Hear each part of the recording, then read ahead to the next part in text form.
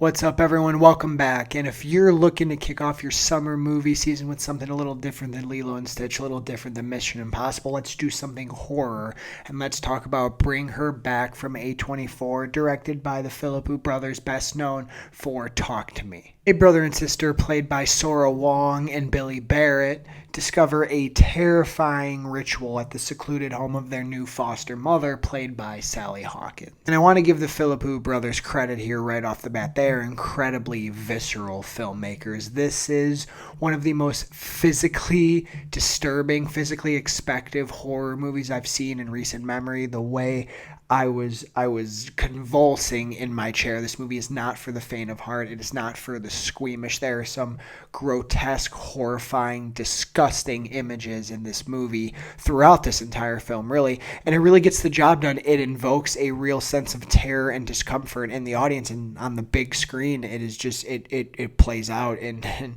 incredible fashion, incredibly disturbing fashion. Practical effects here, the horror effects they use to kind of create those grotesque, violent, disgusting scenes is really impressive. It is that movie magic. It looks convincing. It is invoking real things out of me that I would be horrified to see in front of me or happen to myself. And along with all this image stuff, the SFX, the sound design, is really, really strong here too. The sound editing, the way they enhance these scenes with sound, and especially seeing this in like a Dolby theater, the way that disturbing sonic experience is able to fully immerse you is really impressive. So from a discomfort, from a horrifying standpoint, these guys nail this thing. I also want to give them credit for how well they cast this movie. Sally Hawkins is incredible.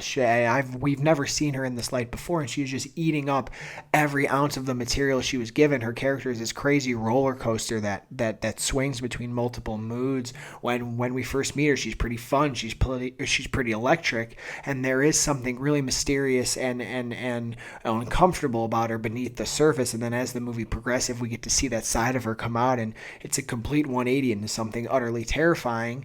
And I also think Wong and Barrett as well, they do an exceptional job with the material they're given, which is incredibly grim and incredibly bleak. The movie is pretty relentless. It is a dark movie. It is a really disturbing movie. I mean, this is something like Hereditary, right? A movie that just keeps beating you down with negativity and really is trying to present its themes in a way that makes you feel. And I would say, while the movie does a really good job at visually making you uncomfortable, visually terrifying you, I do think it lacks a little of the thematic substance that would have justified all that. To me, I think this movie is a little too obsessed with scaring you and giving you these images that are going to be burnt into your vision and that you're going to be unable to forget, and just these moments of discomfort that are going to create a really effective bodily experience out of you, to where I actually feel like my threshold was really pushed. I feel like I was so uncomfortable and so disgusted at the screen that I was missing or really not able to connect with certain things I was trying to do thematically, and I almost reached a point of discomfort to where I didn't really care what was happening on screen. And I'm saying that is just me as the viewer. I am a little squeamish. I mean, I thought I had a hard time in The Substance in moments, Crimes of the Future, Titan, but I feel like this movie is somehow worse than all those in terms of how squeamish it made me feel, and I just couldn't really connect with much outside of that. I also think thematically this movie, it kind of tells you a lot. I think there's a lot of exposition in this movie, some plot threads, like the son Andy, there's a whole relationship with his father that we're just kind of told about, though the relationship between Sally Hawkins and her daughter that happens earlier in the movie, it's all kind of told through exposition, and it does make parts of this plot feel a little bit contrived and a little bit to invoke something quick in you, but it doesn't really have a lasting impact or make you think much deeper than the surface, in my opinion. Surface. I don't know what I said. Surface is what I meant. And maybe I'm being too hard on it, but I also think the themes of this movie aren't really anything new we've seen before. It's trauma and grief, right? A character had loss and experienced something so sad and traumatic in their life that they're trying to do something to change that, or to bring something or someone back, right? I mean, it's the title of the movie, Bring Her Back, right? And we get these two other really innocent characters who have come from a troubled background, we found out, and now they're thrown into this mix, and now they are victims in their own traumatic moment and their own moment of grief. They are thrown into somebody else's who is doing something incredibly selfish. And yeah, we've seen that before, and this movie didn't really give me anything super new to make those themes really pull something out of me. I was more so like, okay, I've seen this.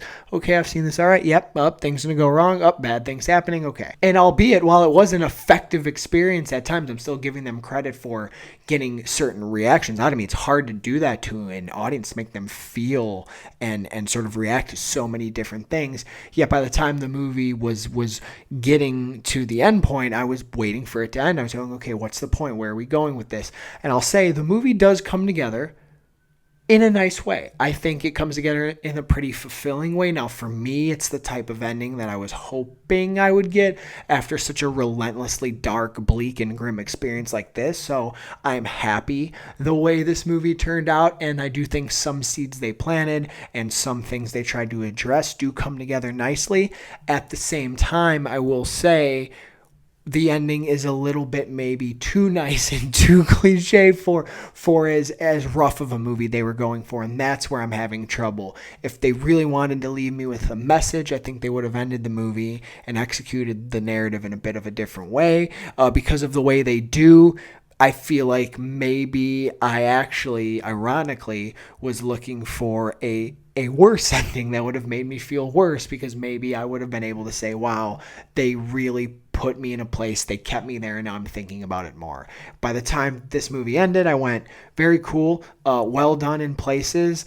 I never want to watch it again, though, and that's my experience with it. Do you think the movie's a little overscored? I think the score is well in some places, but then I think it comes in and it's used too much in certain places, and I'm like, okay, let scenes breathe, let some things play out a little bit more, let some of the sound design or some of the silence, quiet periods really affect me. So that's like a minor nitpick, but yeah, I think the score was a little too much in places. Still giving this movie a thumbs up, though. I'm going to sit here at somewhere between like a 6.5, let's say like a 6.5, 7 out of 10. If we're out of 5, 3.5 star maybe, because I think it'll invoke enough. And if you're watching with friends or a partner or someone at the movie theater, I think you'll have a fun time reacting and maybe talking about it afterwards. And I think the movie ends in a way that's satisfying and kind of gives you just enough. If you're looking for a scary horror movie, I think this movie's going to over deliver in that way. But if you're trying to look for something incredibly deep, thematically strong, and something that cuts beneath the surface, I don't think this is the strongest example of that. So let's solidify like a 6.5 out of 10. I do think these filmmakers are exciting. Between Talk to Me and this, they really have an eye for an incredibly strong aesthetic, a terrifying aesthetic. I just hopefully aesthetic. I don't know why I can't talk today. I just hope that maybe narratively and maybe even emotionally, they could reach a second gear with their next project. But I would love to know your thoughts when you see Talk to Me. Please let me know in the comments, and I cannot wait to hang out with you all again very, very soon.